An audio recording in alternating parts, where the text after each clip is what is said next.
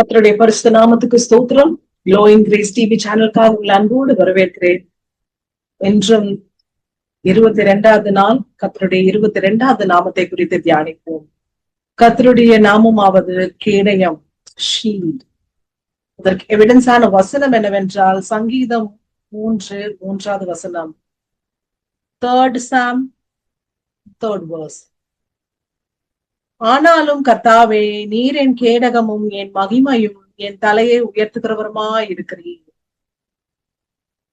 So இந்த வசனம் யாரால் எழுதப்பட்டது என்றால், தாவீதின் குமாரன் அப்சலோமுக்கு தப்பி ஓடி போவே பாடின சங்கீதம். தாவீது ராஜா சங்கீதத்தை எழுதுகிறார் இல்லையா, அந்த சங்கீதத்துல ஒரு பகுதி தான் இந்த வசனம். சோ இதுல ஷீல்டுங்கிறது எங்க இருக்குன்னா, நீர் என் கேடகமும் என் மகிமையும் என் தலையை உயர்த்துகிறவருமா இருக்கிறீர். So what is shield? ஷீல்டுனா என்ன? சோ அந்த காலத்துல எல்லாம் போர் புரியும் போது ஷீல்டு அப்படி வச்சு கொள்வாங்க. அம்புகள், எதிரிகளோட அம்புகள் வந்து தாக்கும் போது ஷீல்டுல தான் முதல்ல விடும். So they will be protected. அவங்க இதயத்துல போய் பாதிக்காதபடிக்கு ஷீல்டு வந்து முதல்ல அவங்கள பாதுகாக்கும் இல்லையா? சோ இந்த காலத்துல நம்ம அந்த போர் புரியறதுக்கெல்லாம் நம்ம போறது இல்லை. பட் ஆனா எதுக்கு நமக்கு ஷீல்டு தேவை? கர்த்தருடைய பிள்ளைகளாக நமக்கும் ஷீல்டு தேவை. இது என்ன மாதிரியான ஷீல்டுனா, ஆண்டவருடைய வசனங்கள், ஆண்டவருடைய வார்த்தைகள். சோ விசுவாசிகளாகிய நமக்குமே பல அம்புகள் நமக்கு எதிர்ப்பா நின்று நம்மளை தாக்கத்துக்காக காத்து கொண்டு இருக்குது. அது எப்படி என்றால், நம்ம பழைய பாவ வாழ்க்கையை விட்டு நம்ம வந்திருப்போம், ரட்சிக்கப்பட்டு வந்திருப்போம். ரட்சிக்கப்பட்டு வந்ததுக்கு அப்புறம் அந்த சாத்தா வகை தேடி கொண்டு இருப்போம்.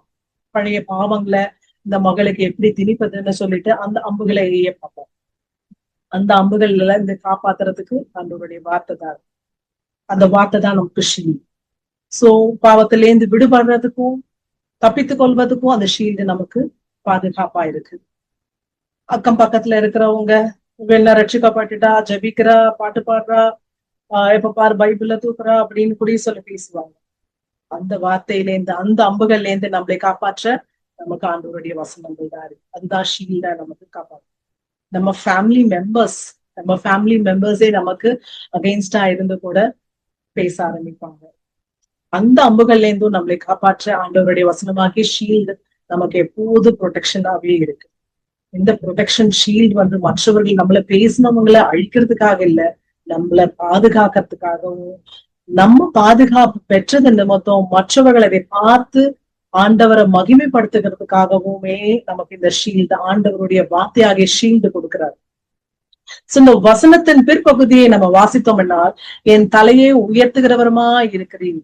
சோ அவருடைய வசனத்தை நம்ம பிடித்து கொண்டு ஷீல்டாய் நம்ம அந்த வசனத்தை வைத்து கொண்டு இருந்தோம்னா, இத்தனை பேர் நம்மள பேசினாங்க, நம்ம அவமானப்படுத்தினாங்க, அவங்க முன்பாக நம்ம தலையை ஆண்டவர் உயர்த்துவார். இந்த வார்த்தையை நம்ம பிடித்து கொண்டு ஜெபம் செய்வோம்.